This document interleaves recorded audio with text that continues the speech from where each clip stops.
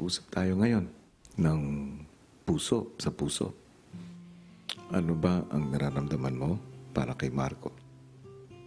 Maybe he's just like someone special, pero hindi ko pa po masasabi na ano po yung talagang nararamdaman ko para po sa kanya. So, siguro mas naging close po kami.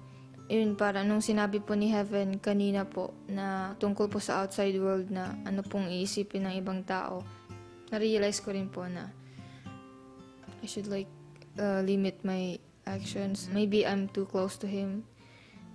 Ivory, Po, hindi lang naman si Heaven ang nakapansin ng pagiging extra close ninyo ni Marco. Ako man, napansin ko may nabago sa pakikitungo ninyo sa isa't isa. Dapat isaalang-alang nyo pa rin kung anong tama at kung anong mali. Nung nag-usap tayo, kasama ang nanay mo, nangako ako sa kanya na gagabayan kita. You remember? opo, kuya.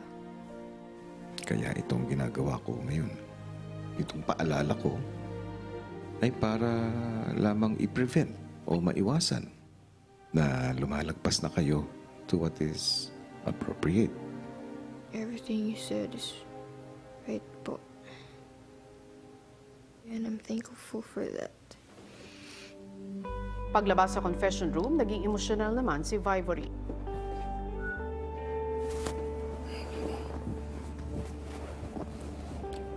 Si ate, may mo to. Gusto mo hug? Hug kita. Ano? Ano?